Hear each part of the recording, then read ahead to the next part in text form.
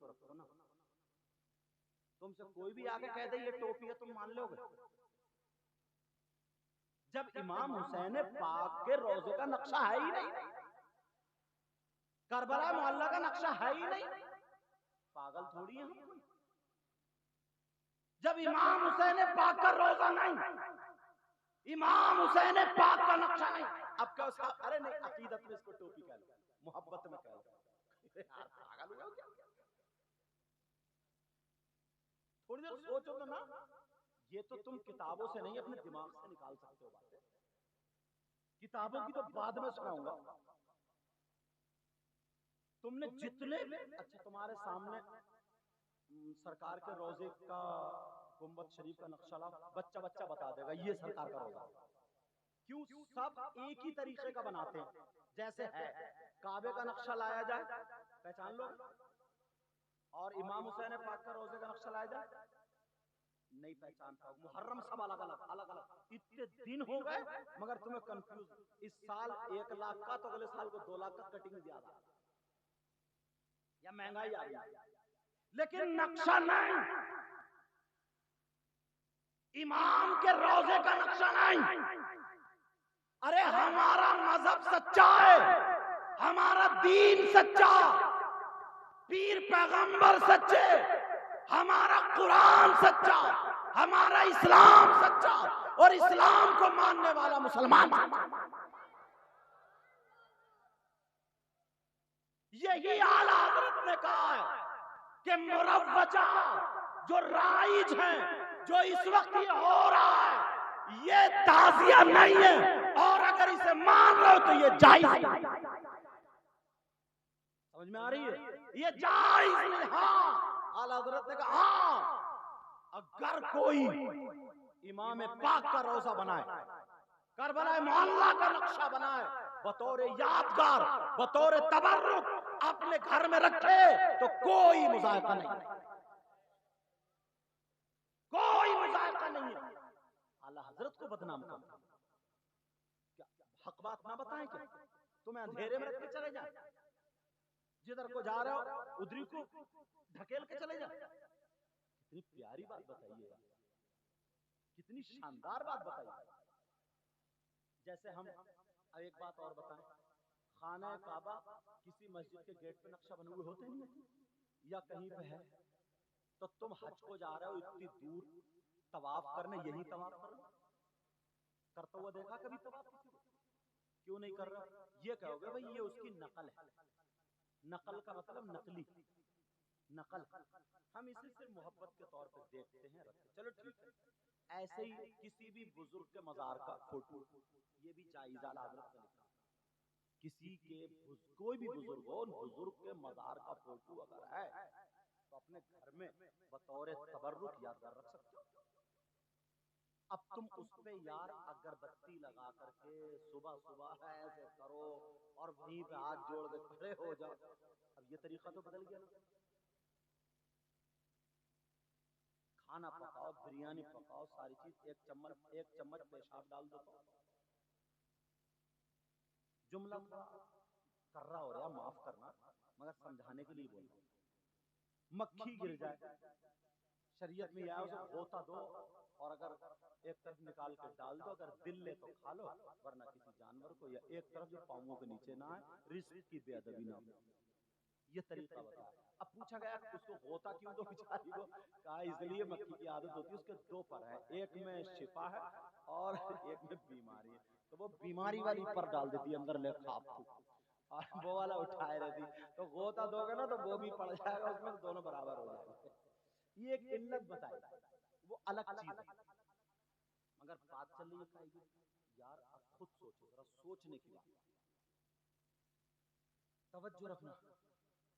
थोड़ी देर के लिए तुम एक तरफ तो ये मान रहे हो ये इमाम हुसैन पाक का रोजा, इन्होंने भी बनाया, इन्होंने बनाया, अब तुम हार जीत जब करने लगे, इधर वाले बोले हमारा अच्छा, इधर बोले बोले इनका बुरा, तो इमाम हुसैन पाक के रोजे की तौहीन कौन कर रहा है? हम ही और आप वो करने वाले। तुम्हें ये इजाजत किसने दे दी है नपाने की? तुम्हारे बाप की शरीयत है। अरे जरा सोचने की बात है, इसमें तबीयत में वाह मेरी नाक ऊंची हो जाए। इस मोहल्ले में 4 लाख रुपए देखो, मुहर्रम शरीफ या चेलम शरीफ जो भी है ये रखा, देखो हमारी टक्कर का कोई नहीं है, इनके खराब है, हारता यूं है। तो इमाम हुसैन पाक का रोजा अगर मान लो है भी तो तौहीन कौन कर रहा है? बर्दाश्त करोगे कुरान पाक सरकार के रोजे की तौहीन हो जाए? बोलो बर्दाश्त करो खाना का, तो इमाम हुसैन पाक के रोजे की तौहीन बर्दाश्त कैसे कर रहे हो? और कोई भी सरकार के रोजे के ऊपर चढ़ता है खाने का भी, और तुमने मुहर्रम इतने बड़े बनाए एक आदमी को खड़ा करना पड़ता है वरना वो गिर जाएगा। तुम सरकार के रोजे पे चढ़े फिर, और वो भी ऐसा खड़ा मुत्तू होगा, वो पता नहीं नमाज पढ़ी है नहीं पढ़ी है, पाक है ना पाक, सिर्फ वो मिस्त्री होगा ताकि कहीं होना और रास्ते में निकल ले तो उसको खोल खाल के फिर आगे चल के बांधते हैं। मतलब ये सारी चीजें ये इसकी इजाजत कहां से देती? अब सरकार का रोजा यहाँ पे बना हुआ है या मस्जिद के गेट पे है, मान लो कोई घर से चावल और ये तमाम लड्डू वड्डू लाके मस्जिद के गेट पे रख के सरकार के रोजे पे फाता पड़ता, घर में पड़ता अपनी, और सवाब सरकार की रूह को पहुंचाता। तो तुम भी ऐसा करो ना।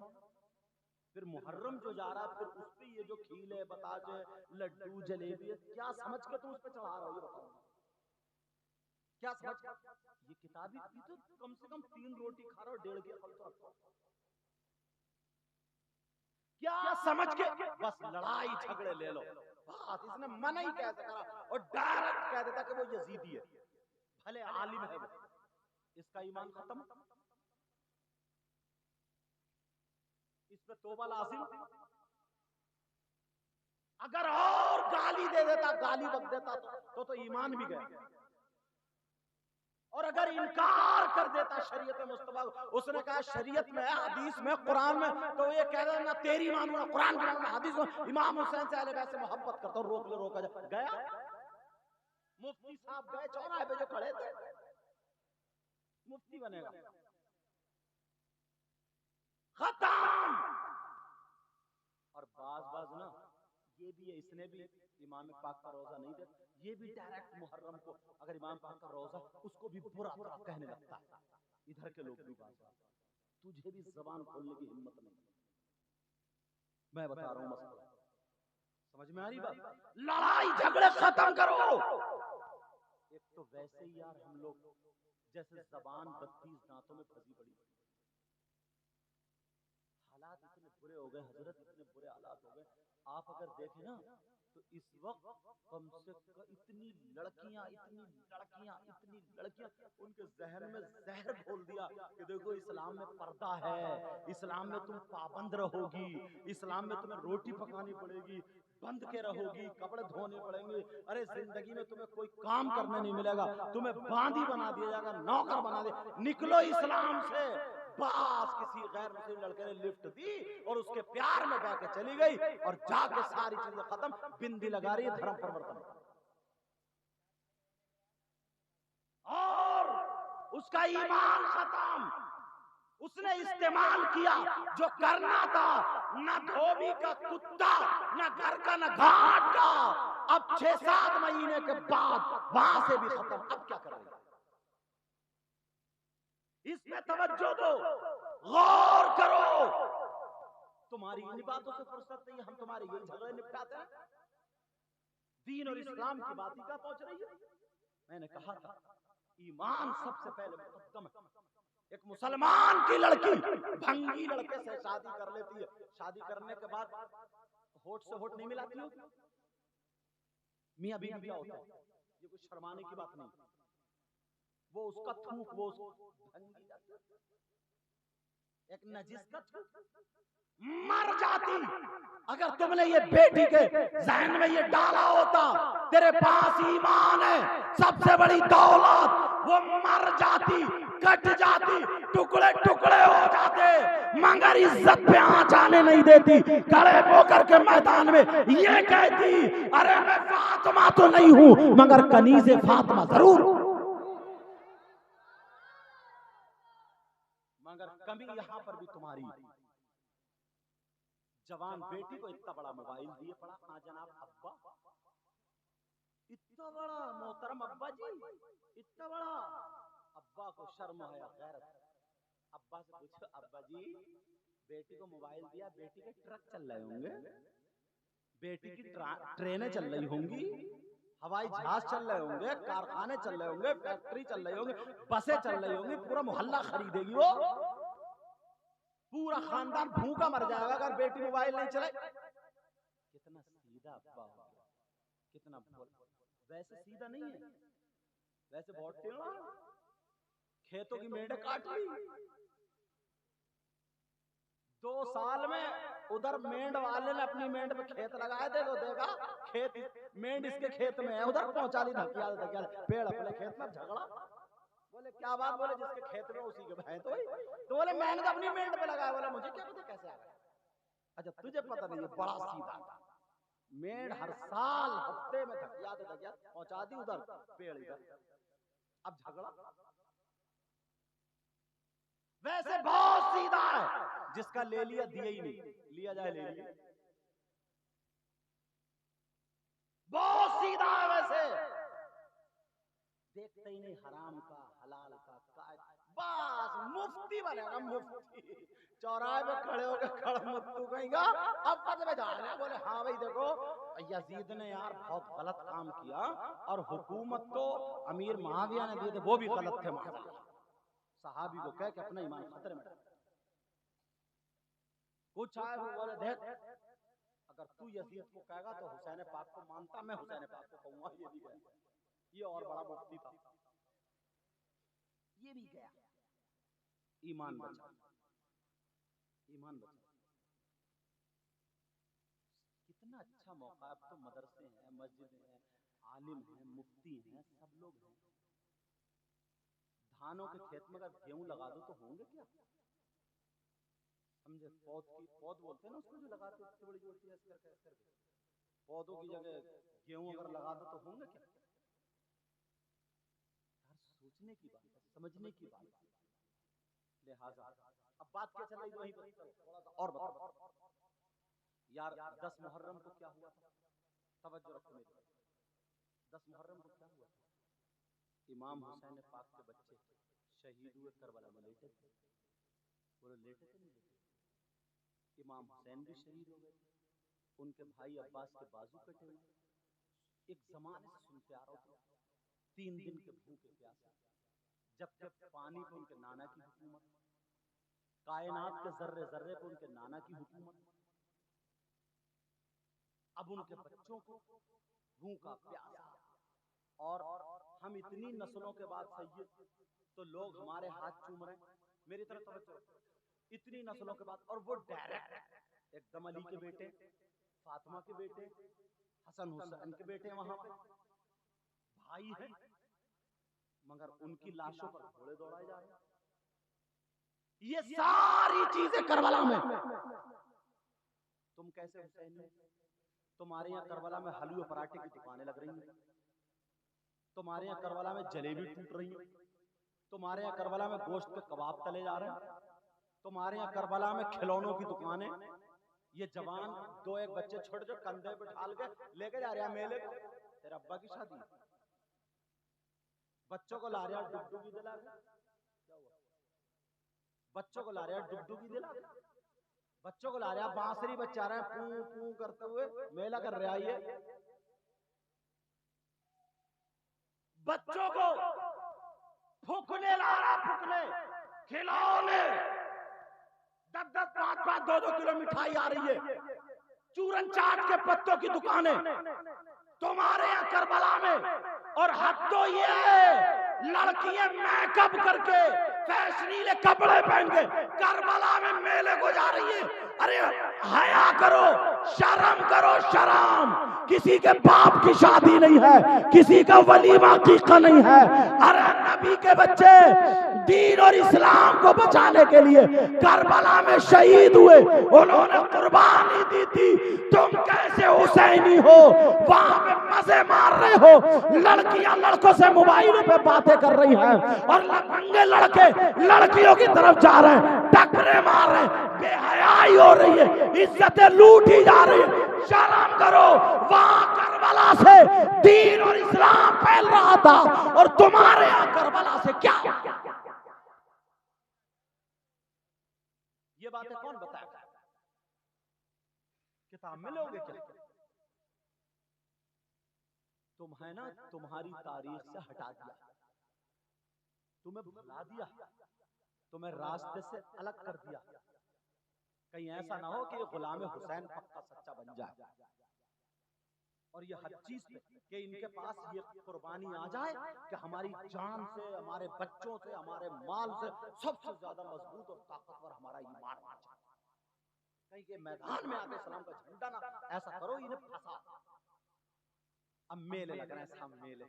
आहा, 3 बेटी मैं का वो पलारे, क्या बोलते उसको, बड़े बड़े होते हैं शरारे, और पता नहीं कौन कौन से करारे, समझे?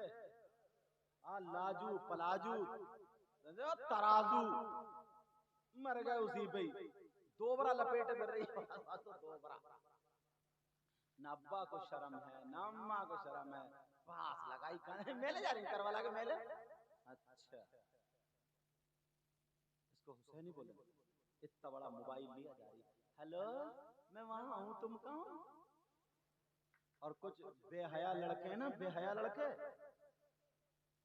मेरी बात तुम्हें वैसी लग रही होगी मगर सुन लियो। कुछ बेहया लड़के हैं ना, वो भी फोन कर देते हैं, फोन उस तरफ मिलूंगा, उस तरफ। जैसे पौराणिक कुत्ते नहीं होते, कुत्ते जो किसी चोर को ढूंढते रहे, वो कुत्ते, वो शिकारी जबान निकाल कर फाय फाय, ऐसे ही बात बात लफंगा ऐसा मेले में घूमता है। सूरत पे 2:30 बज रहे होते और ऐसा फाय फाय करता फिर रहा, बस किसी के कोनी लग जाए, बस किसी से जिस्म टकरा जाए, बस किसी से आंखें लड़ जाए, किसी के फोन नंबर में। और अगर पहले से चैटिंग पे चल गया ना, सारी तौबा तौबा, सारी चैटिंग में बस लप लपाए फिर रहा ज़बान। शर्म करो, हुसैन पाक के बच्चे थे, करबला में उन्होंने कुर्बानियां पेश की थी। तुम्हें अय्याशी के लिए नहीं बनाई वो करबला, तुम्हें बदकारियों के लिए नहीं बनाई है, बुरी खुराफातों के लिए नहीं। तुम हुसैनी कहलाने के हकदार हो, ईमानदारी से कह सकते हो हुसैनी ये काम करने के बाद। और जब औरतों का मेला लगता ना, औरतों का, उसमें बिसात खाने की दुकान होती है, चुटिया, बुंदे, क्रीम, पाउडर, लाली वाली सारी चीजें। तो 8-10 लफंगे समझे, जिनकी पैंट निकली जा रही है कूलों से नीचे, और बात घूमता फिर रहा औरतों, उचक्का कहीं गाँव उचक्का औरतों के मेले में घूम रहा। अब्बा हो ना तुम, अब्बा भोले अब्बा, अब्बा जान अपने बेटे से क्यों नहीं पूछा तू मर्द के हिजड़ा, औरतों के मेले में क्या खरीदने आया तू? चुटिया बुंदे, तू मर्द के औरत, मर्द के छक्का पूछा। इधर औरतों का सामान है, मर्दों का तो नहीं, तू क्यों घूम रहा है? क्यों घूम रहा तू? पूछा कभी? 10-20 लफंगे करबला शरीफ में सिर्फ औरतों के मेले में घूमते हैं, क्यों घूम रहा है? इसलिए मैं बताता हूँ, चुटिया बुंदे नहीं खरीद रहा है, क्रीम पाउडर नहीं खरीद रहा है, मालूम है इसलिए कि किसी को कोनी लग जाए, किसी के टक्कर लग जाए, किसी से आंखें लड़ जाए, किसी से इशारे हो जाए, किसी से वायदे हो जाए, किसी से बातें हो जाए, किसी का फोन नंबर मिल जाए।